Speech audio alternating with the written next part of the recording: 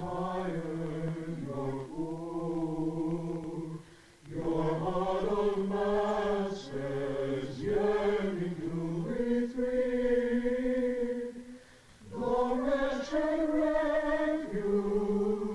The wretched refuse on your teeming shores, send these, the homeless, send these, the tempest tossed to me. I lift my lamp, I lift my lamp,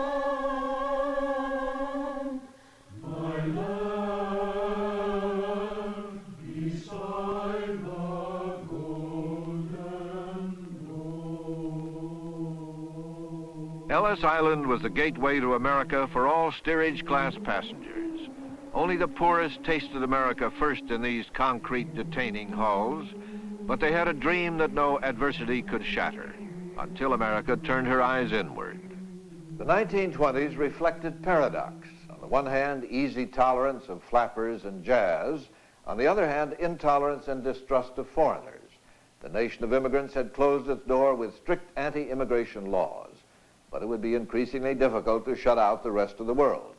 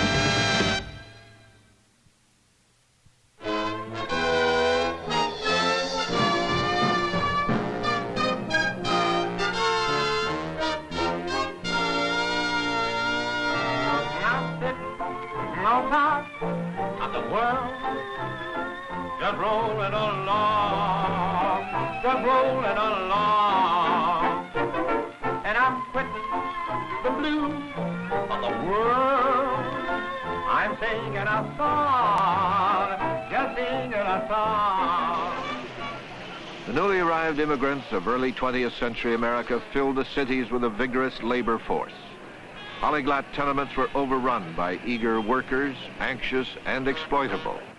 The prosperity of the country had been achieved in large part by their labors. Then, strangely, they became pariahs in their new land. But there were both the fear, which has been a chronic fear, that is a limited number of jobs and immigrants competing for this limited number of economic opportunities. And there was a feeling that America ought to be essentially a North European Protestant country. That's what it had been, that's what had made it great, and therefore bringing in South European, East European, non-whites from Asia and Africa and so on represented another destabilizing influence.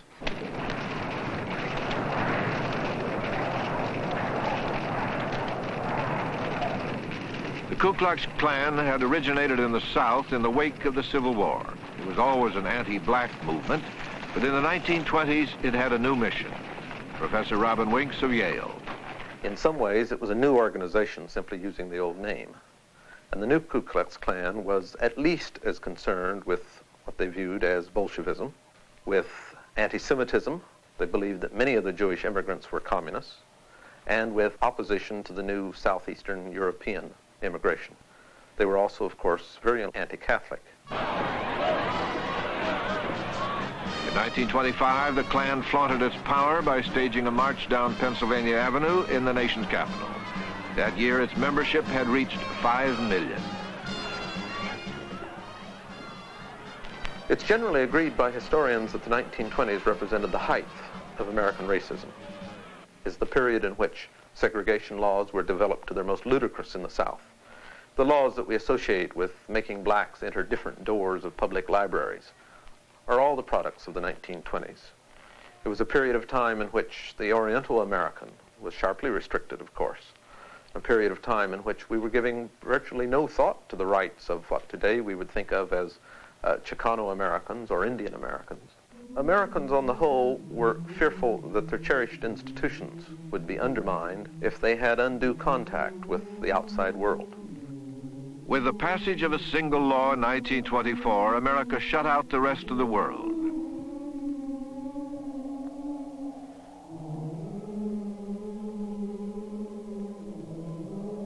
The cares of the world seemed far away.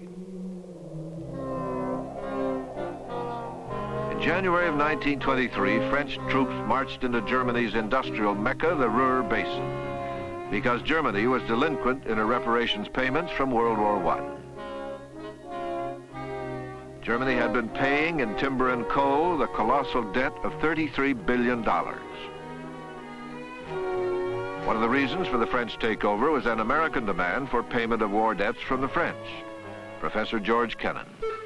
I think one of our greatest mistakes was to insist all through the 1920s and the early 30s on trying to collect the war debts from our ex-allies, because this gave them not only an excuse, but almost a valid reason for continuing on their part to try to collect reparations from Germany. And this was psychologically unfortunate and was one of the causes, I think, of the success of the Nazis in the beginning of the 30s. Fear of Germany propelled French Foreign Minister Aristide Briand into virtually continuous treaty negotiations. He desperately shuttled around Europe seeking allies against a resurgent militaristic Germany. From Antwerp to Prague, from Belgrade to Warsaw, and finally in Locarno he completed his ring of paper treaties. Behind this intricate system of alliances and calmed by a temporary economic stability in Europe, France began to reflect the prosperity of the 1920s.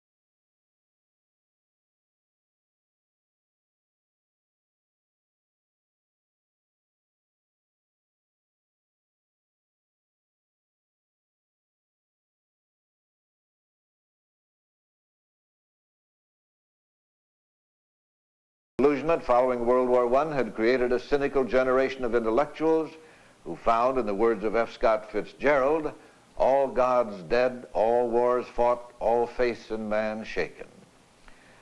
Yet coupled with the literary cynicism of the 20s was a boundless popular idealism and the belief that world peace could be achieved by making war illegal.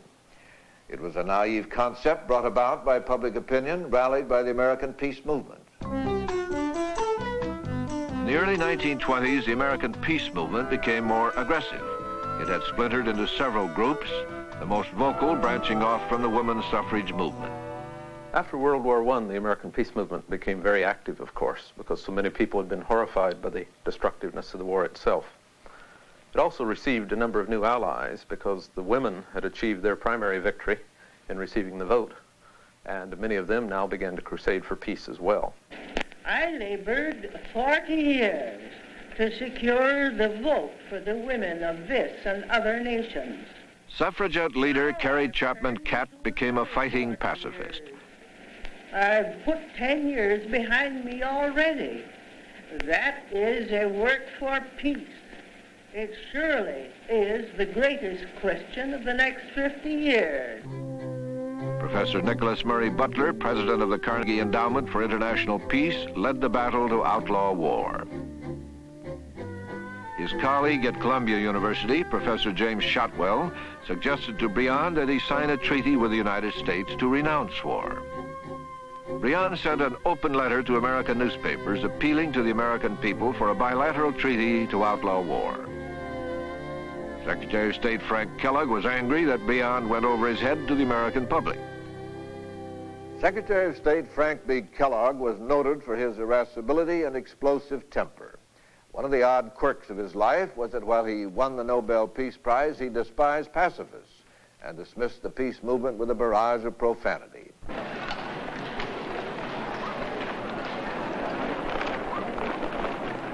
The peace movement was a highly visible minority in mid-20s America, primarily because of all the attention it got in the nation's press, the principal manufacturer of public opinion. Again, Professor Wicks. Public opinion is always very important in any democracy, of course. The question is, how is public opinion made felt upon the formulators of foreign policy? The 1920s is still a period when newspapers dominated the formulation or the expression of opinion. It was a period of time in which everyone believed what they read in the newspaper. They believed what they read in their history books. They tended to believe what they were told, and naturally many people told them what they wanted to hear. The men who controlled the written word in America were press lords like Joseph Pulitzer, who believed in strong editorials and vigorous crusades. Newspaper publisher William Randolph Hearst became one of the most powerful men in America. A strong nationalist and isolationist, he revolutionized journalism. He appealed to a mass audience with bold headlines, lots of pictures, and a gee-whiz approach to the news. The most opinionated and conservative of the press lords was Colonel Robert McCormick of the Chicago Tribune. Both McCormick and Hearst favored tough immigration laws, and both opposed entangling foreign alliances. Calvin Coolidge, newly elected president, shared the general view of McCormick and Hearst on America's position in foreign affairs. His inaugural speech reflected his hands-off attitude. American isolation was deepening. I believe in the American Constitution. I am opposed to aggressive war. I shall avoid involving ourselves in the political controversies of Europe, but I shall do what I can to encourage American citizens and resources to assist in restoring Europe with the sympathetic support of our government. President Coolidge relegated foreign policy to a minor role. His main interest was American business, and his friends Henry Ford and Thomas Edison appreciated that approach. The president's most memorable remark, "The business of America is business," was music to their ears.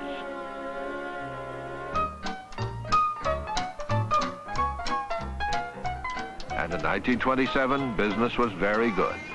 Professor John Morton Blum of Yale. During the 1920s, the American people, it seems to me, experienced an extraordinary rise in their materialistic expectations. A lot of this, I think, had to do with the first flowering of American advertising, with all of its obvious tricks, its devices for associating material goods with the kinds of things people have always wanted: food, comfort, status, sex. Thus the Buick at the Country Club, thus the Lincoln with the handsome blonde entering its front door.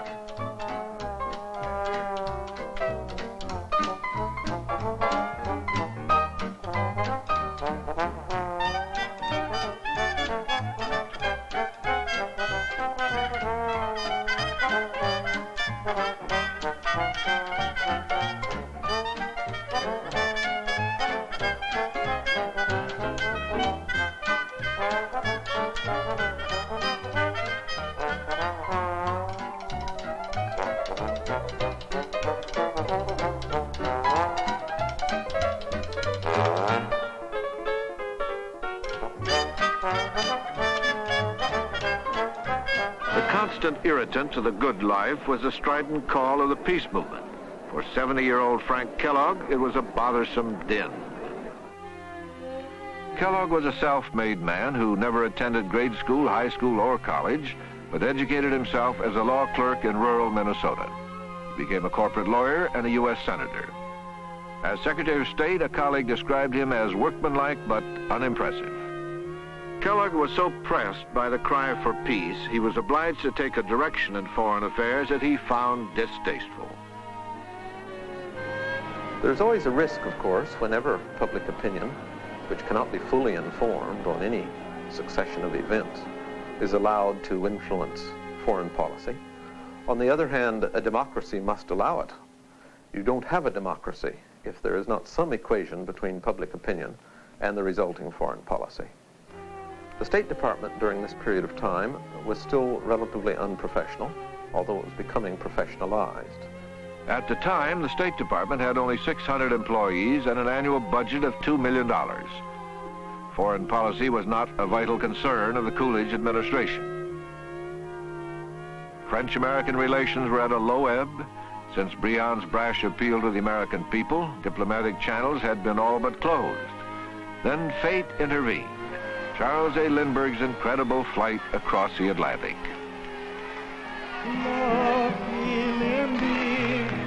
in the sky, sail windy, he's flying high. Feel it, knows every cloud. The kind of a sun makes the mother feel proud. Lucky Lindy rides all alone. Lindbergh, the boyish hero, captivated Paris. Spiritually starved Frenchmen and Americans were buoyed by the romance and chivalry of his flight. The young Galahad's return was reported on the new toy radio. Ladies and gentlemen of the radio audience, this is Graham McAfee speaking from the Navy Yard, Washington, D.C. Awaiting Lindbergh. Lindbergh is coming down the gangplank. Lindbergh's airplane diplomacy did more to improve French-American relations than years of State Department efforts. People of France and the people of Europe request that I bring back to the people of America one message. You have seen the affection of the people of France for the people of America. The goodwill lasted long enough for Kellogg to find a face-saving way to meet Brion's desire for a French-American treaty and to satisfy the harping cry of the American peace movement.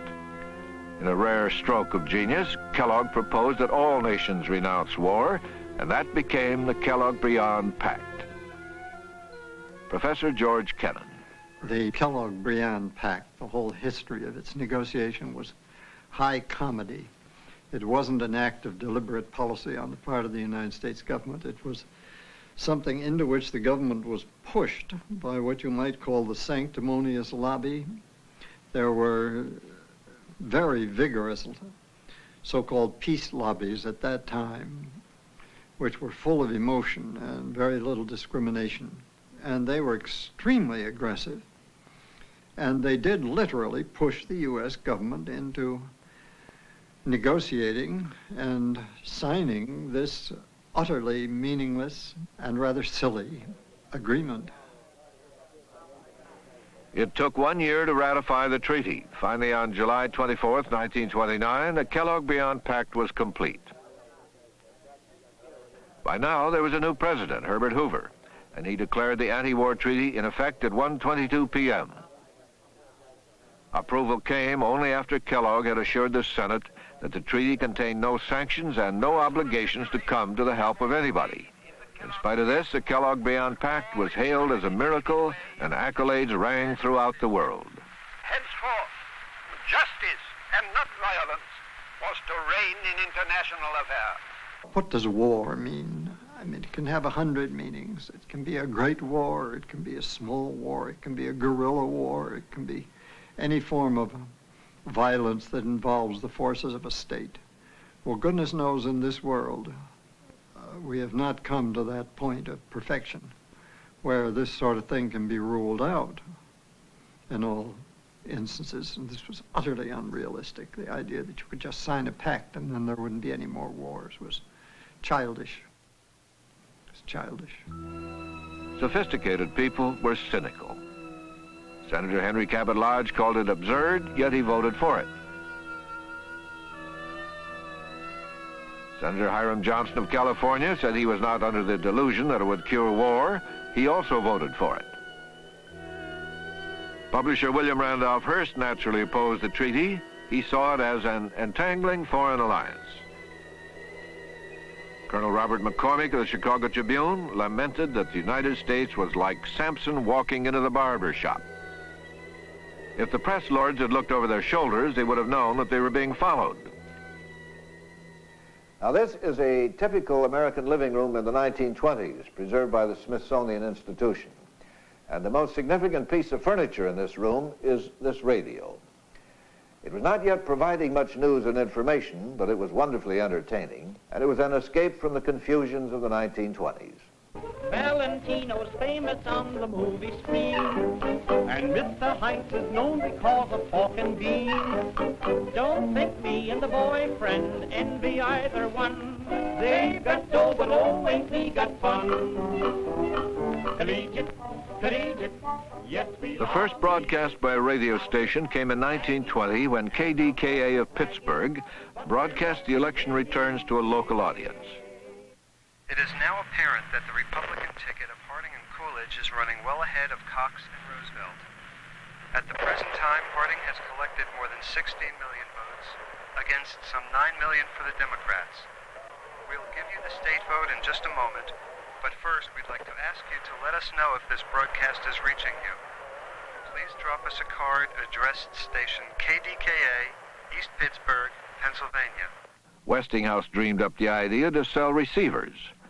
Radio news was a feeble influence in the early 1920s, as a young journalist named H.V. Kaltenborn found out in 1924.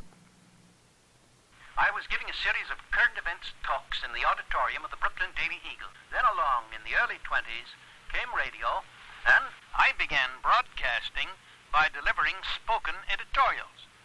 This meant that my chief task was to present a point of view on each topic. In one of his news commentaries over WEAF in New York, Kaltenborn discussed American-Soviet relations. He criticized Secretary of State Charles Evans Hughes for curtly rejecting Russia's bid for recognition. Hughes, a radio enthusiast, heard the broadcast at a dinner party and was so angry that he called the station and had Kaltenborn taken off the air. Hughes' successor, Frank Kellogg, would not be able to exercise the same power. The year the Kellogg-Beyond Pact was signed, a man named David Sarnoff founded the first radio network, the National Broadcasting Company. A year later, when the treaty was ratified, a man named William Paley formed the Columbia Broadcasting System. The press lords had now been challenged. No longer would it be so easy to shut out the rest of the world.